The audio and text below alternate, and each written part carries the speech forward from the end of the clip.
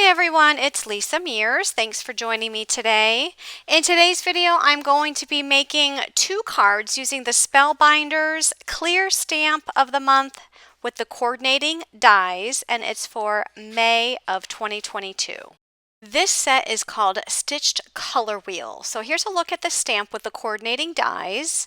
So the stamp set has this hexagon-shaped color wheel, and there is a solid triangle. So if you wanted to stamp out with different color inks using the solid triangle and make your own color wheel using your ink pads, and I'm going to show you how I do that at the end of this video. There's also two stamps at the top for the floss bobbins. And then here is the matching die, and the die is a hexagon shape with some dots around the edges, which you can do some stitching. You can also use the large hexagon shape die just as a layering piece on your cards. There are also some dies to cut out the sentiments on that stamp set. Those sentiments say together like needle and thread. There's also one that says you have me in stitches, and there's one that says stitched with love. So I'm going to be making two cards, one with the stamp, one with the set of dies, and I'm also going to be showing you how I organize my inks, making some color swatches with this color wheel. And as always, I will have product links down in the description box of this YouTube video in case you're interested in any of the products that I use. So let's go ahead and get started with my first card. I am taking a piece of white cardstock and I am die cutting the stitched color wheel. So I'm going to put the inside piece and the outside piece together on the white cardstock, and I'm going to just put some tape there to hold them in place and run it through the die cut machine, and you can see it gives me the white die cut piece. And then if you wanted to have a background piece underneath that, just take your hexagon shape and you can die cut a solid hexagon, and you can see the red cardstock coming through all of those holes.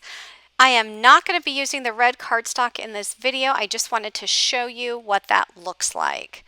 Okay, so here is the stamp of the floss bobbin. There are actually two stamps, one that is just the floss bobbin itself, and then the other one is a stamp with actual embroidery thread going around it.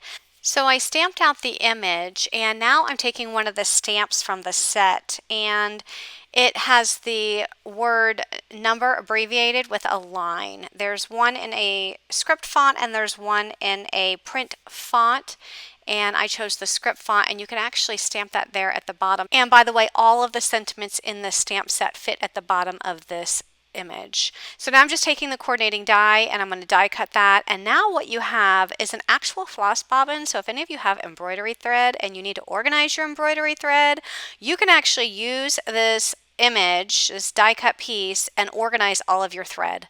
So you just wrap your thread around, and notice it has that little slit that it die cuts at the top, which I tucked the end of my purple embroidery thread through. I'm sorry, this is going off the screen a little bit, but on the top right you can see where you can tuck it through, and then just wrap it around, and when you're done you can actually handwrite the number of the color of your embroidery thread. So that was the number I just showed you there. So now I can just handwrite it here on the actual bobbin itself, and I can organize all of my thread this way. So if you have a lot of thread, this will come in handy. So here I'm just showing you that you can actually take these sentiments and you can stamp any one of them inside.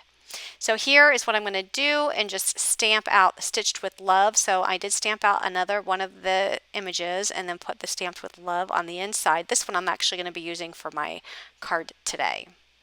So I am going to wrap this yellow thread around, and yes, this one is going to go on my card. The purple one I just wanted to show you how you can organize your thread.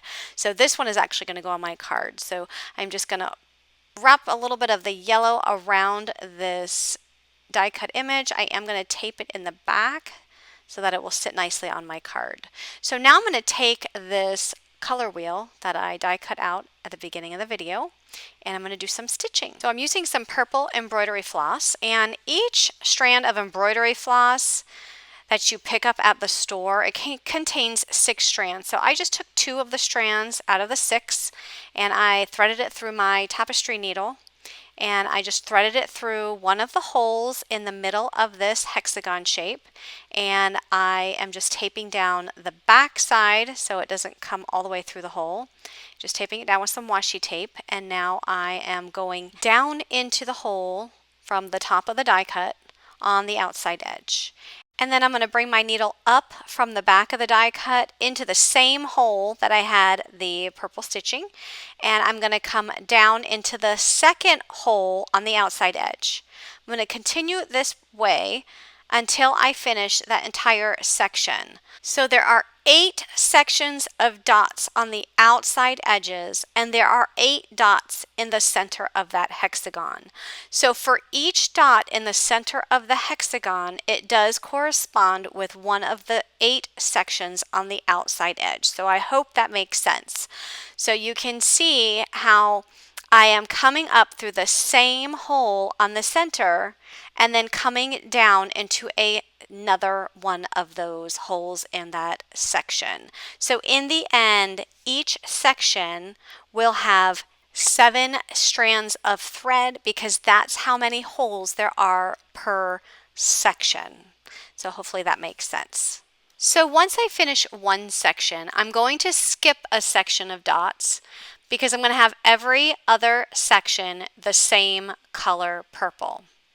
So what I'm doing is I'm skipping the section immediately to the right of the section that I've already threaded. So I'm just skipping one dot and coming up through the back of the die cut. And then I'm going to come down into one of the dots, the very first dot on the edge of the hexagon shape. And so you can see all of those 7 dots that I've skipped on the section immediately to the right of the one I already stitched. And then I'm just going to repeat that process by coming up through the back on the center circle and down from the top onto the outside circles on the outside edges. And I'm just going to continue repeating that same process by adding the same color embroidery floss every other section. So here I'm going with the light purple, and then once I'm done with the light purple, on the sections that are empty in between the light purple sections, I'm going to come in with a darker purple. So I just want you to know that you can actually make this any color you want. If you wanted to go with the one color all the way through, you totally can do that. If you want to change up the colors and have a different color for each of the 8 sections, you can do that as well. So here my embroidery floss was getting low, so I decided to tie it off in the back.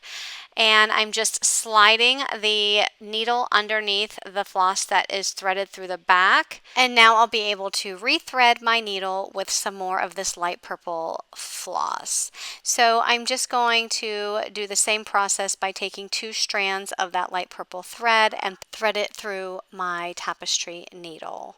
So again, same process, so then I'll just come up from the back and then add some washi tape and continue threading the rest of my hexagon. So this is true even if you don't run out of thread and you just wanted to change your colors up, you would need to, secure the back side of the previous color and rethread your needle. So if you haven't already seen my card that I made with the Spellbinders May 2022 small die of the month, it's the Stitched Hello card. It was an absolutely beautiful die, so go back and take a look at that video. I showed it here on my channel recently, and I will link it up at the top right, but it is this beautiful floral die with the word hello inside that calls for some stitching as well. So the theme of this month, with the exception of the card kit club, is stitching, and Spellbinders has been coming out with a lot of dies that include stitching. So if you're into this type of thing, do take a look at their website because they have lots of dies coming out with the stitching. So I'm going to do the rest of this off camera, and now I'm going to go ahead and finish up this card. So I have a piece of the pattern paper from the card kit. It's this purple and white print, which I cut down to 3 7/8 by 5 1/8, and I'm going to add it to a piece of dark purple cardstock that measures 4 by 5 1/4, and then I'll add that to some light yellow cardstock that measures 4 1/4 by 5 1/2. So these are going to be the layers for my card. So once I get all that stitching out of the way, this is going to be a very simple card to put together. So here I die cut the hexagon shape out of just some yellow cardstock. And I did that because I wanted the yellow to show through the dots on the hexagon. So I am going to go ahead and apply some glue to the back, making sure I get some glue between all of this thread. And I'm going to line up my hexagon shape, the embroidered piece, with the solid piece. I am going to hold that down with some acrylic blocks just to make sure that that stays in place. Okay, so here is my hexagon piece, and once it's all glued together, I'm just going to apply some glue to the back, and I'm going to add it to the top center of my card layers. I added some foam adhesive to the back of my floss bobbin, and I'm going to remove the backing. I am going to put some glue on here as well, and I'm just going to add it off to the right hand side. And then notice I have some buttons that match the yellow color. I am going to add one in the center of the stitched hexagon, and I'm going to add 2 more to the bottom left. I figure I don't use buttons that often, but this card would be perfect to add buttons to since it has the whole sewing theme or stitching theme going on. So I go ahead and add those buttons. And I do end up switching the button in the middle so that the dots in the center of the button correspond to the dots on the pattern paper. So I don't know if you noticed, but if you look closely at that pattern paper, that the white dots on the pattern paper all are, they're 4 dots in a pattern, and they actually match the 4 dots in the center of these buttons. I thought that was pretty unique, so I wanted all of those dots to go in a certain pattern. So that completes my card with the coordinating dies. Now I'm going to be making a card with the stamp set. So I'm going to stamp out my hexagon stamp. I am using my Bristol smooth cardstock because I'm going to be doing some watercoloring, but I'm also going to do some embossing. So I'm using some Versamark ink, inking that up and stamping it down with the Versamark ink. And then I'm going to use some clear embossing powder from my stash. Just sprinkle that on. So when I heat set this, you're not even going to be able to see the lines of the hexagon shape. Now, if you wanted to do a black ink or even emboss it in a black embossing powder, you can do that. But I didn't want any lines to show. I actually was just going with the no line look. So here I'm just heat setting that embossing powder. Notice also I have some of my Zig Clean Color Real Brush pens there sitting on the table. I am actually going to be making a little swatch chart here, but it's actually not going to be a chart, which it could be a chart, but I'm actually going to use this on my card. But I just want to show you how you can use this to swatch out your markers. So I'm just taking the colors of the rainbow, and I'm starting with my red, and I'm putting some of the dark along the edge, along the outside edge of one of the triangles, and then I'm coming in with my water brush and I'm just extending that color all the way down to the center of that triangle. And notice that it gives you kind of like a gradient. So it starts out dark and it goes from dark to light, which shows all of the colors that you can get from that one marker. So this would be a perfect stamp to use if you want to swatch out your watercolor markers, because each of those triangles gives you plenty of room to show the variation in color for each marker. So here I did the same thing with my orange marker. I laid down the full color at the end, and then I just came in with my water brush and I just dragged that marker out toward the center. And here I'm just going over it one more time just to darken it up a little bit. because I am going to be using this on a card. Now, when you are using watercolor and after you use your water brush, or if you don't have a water brush, maybe you have a paintbrush and you just have a cup of water that you're dipping your paintbrush in to make the same effect. Just make sure that before you go to the next color that you rinse off the tip of your brush. In my case, I'm just squeezing out some water out of the inside of the brush, and then I'm just kind of dabbing it on the paper towel that you see there on the table, because if you don't clean the tip of the water brush, you're going to transfer color from one to the next. And if you're interested in any of these colors that I'm using, I will have a list in my description box of this video, so a list of the colors will be down there. So I went ahead and did 3 of the color wheels, and now I'm just taking the die and die cutting them out, and I'm going to just use 3 here on a slimline card. So the white cardstock that you see there is 8 1/4 by 3 1/4. So it's just a layer for a slimline card, and I'm going to go ahead and add my color wheels so that they are touching on the sides. So first I add the center one down, and then I'll add the ones on the left and right, and I'm going to make sure that they are flush with the edge of the middle color wheel. I do put an acrylic block on them just to hold them down till that glue adheres, and then I just snip off the excess that's hanging on the edge. I do die cut the word hello out of black cardstock, and I'm going to go ahead and add that to the front. Now this hello die is from the Spellbinders small die of the month from this month as well. So if you haven't seen that video, be sure you check it out. It has this word hello that you can use on any of your cards. It's great die, nice thick black letters here. I love how bold these letters are. Okay, so next I'm going to add this to a piece of black cardstock that measures 8 3/8 by 3 3/8, and then I'll add that to a slimline card base, and my slimline card base measures 8 1/2 by 3 1/2 inches. I do add a few silver gems to the front of my card. These are just some gems that I had in my stash, and then that's going to complete this card. But I'm not done yet, because I do want to show you how I use this color wheel to organize some of my ink swatches. And you can see a little sneak peek here in this picture. But basically, I'm taking my color wheel stamp and I'm just going to stamp it down several times just on some white cardstock. So you can do this however many times you need for as many ink pads as you might have. I'm just basically going to put some ink colors on here, because you ever, when you're trying to use an ink color and you're just looking at it in the case and you really want to see what color it is before you stamp it down, well, you need a swatch of that just so that you can see what it will look like when stamped.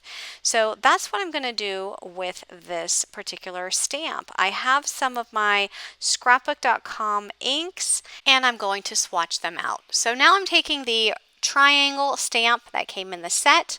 I've never used this before, and since it's a solid stamp, I'm just putting some Versamark ink on it just so that I can prime my stamp. I'm just wiping it off with my Lawn Fawn stamp chamois.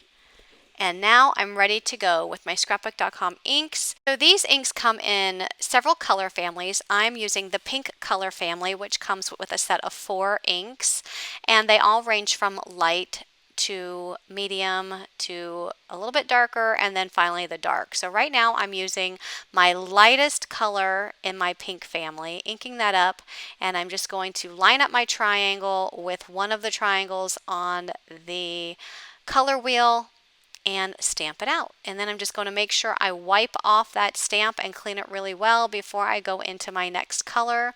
So my next color is the number 2 ink, which is the pink lemonade in that same color family.